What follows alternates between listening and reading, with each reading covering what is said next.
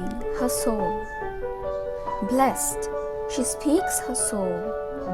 Gratefulness filled, her cup overflows and shows delight simple, much in the little, unraveled, unadorned, as she speaks her soul.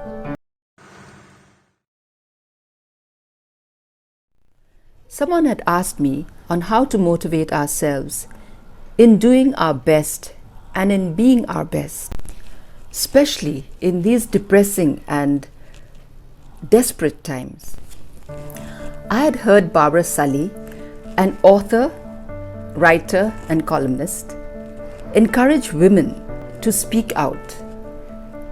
Her message was particularly to older women to speak out their lived experiences, their truth, to speak out their stories, their opinions, their wisdom, because, she said, they matter and hold value.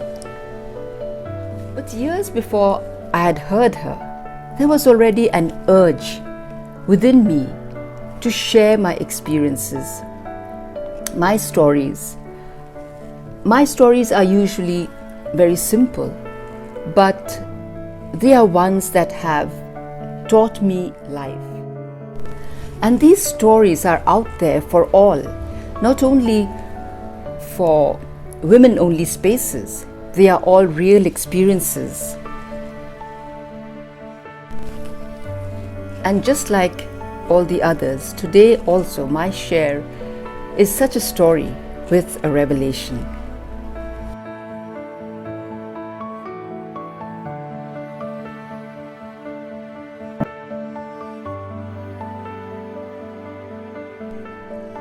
Keeping the good and discarding the unwanted is a natural trend in life's many circumstances, situations, and conditions. This shake and shrug off mostly brings on a positive and effective response. In struggles and challenges, many who often fail in the effort of traipsing or walking above it, around or under it, are left with nothing else but to go through it.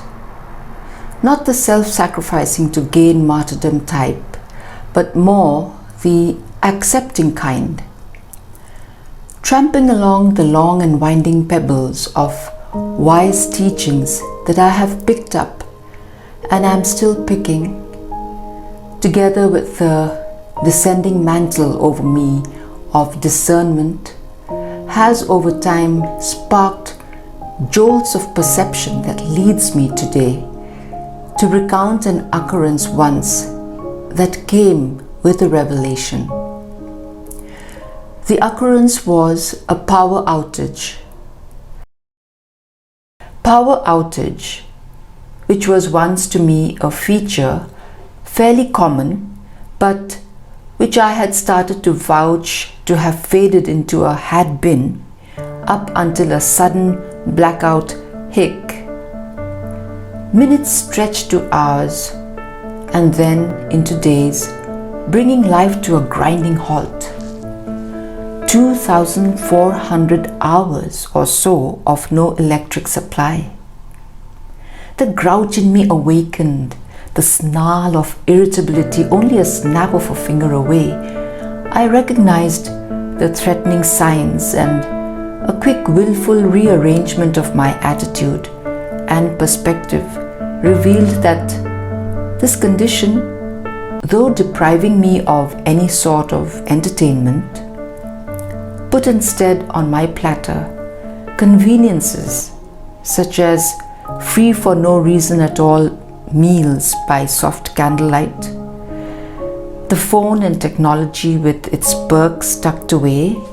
I managed catch-ups on all the missed out beauty sleeps, minus online chit-chats, scrolls or browsers, awoke and doubled my creative pursuits, which I had perhaps involuntarily snuffed to a kind of numbness and left dormant.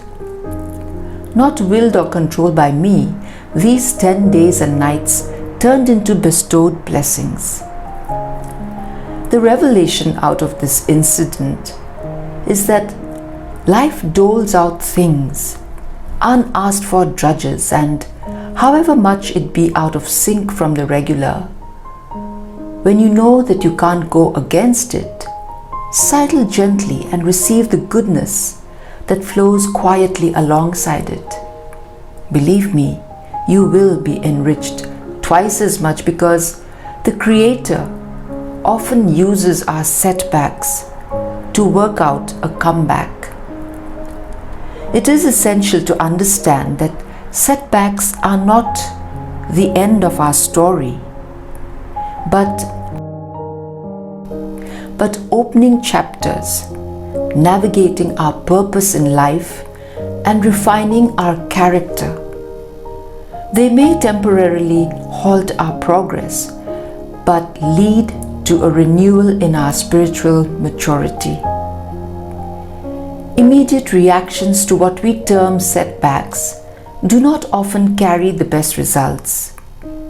Instead of a reaction, we have an option of a response.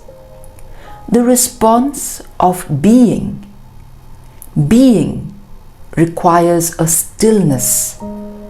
That certain kind of stillness that requires us to stop everything we are doing, to stop worrying, to stop fighting, to stop fear from gripping our heart, to stop resisting and instead to start yielding to the power which belongs to God.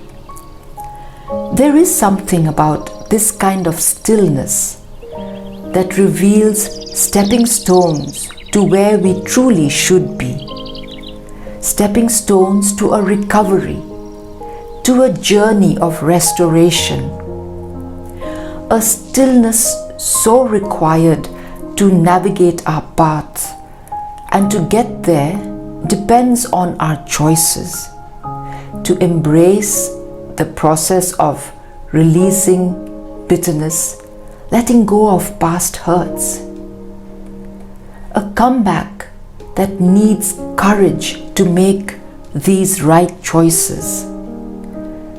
Choosing to balm the pain of wounds, of our brokenness that only we know and bear.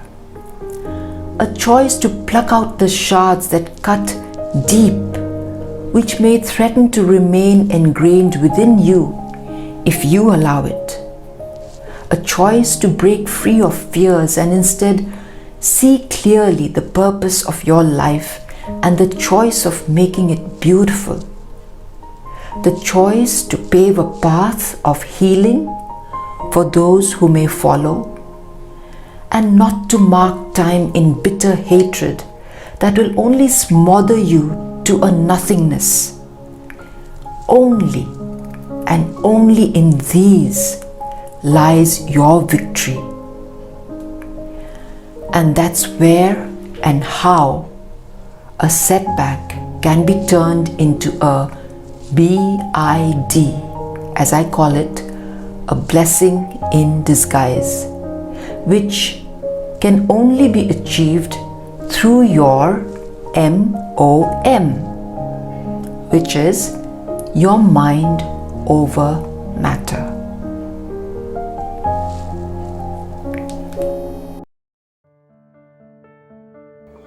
Thank you for listening through. I'm Zina, winding up from Speaking My Soul. Till the next time.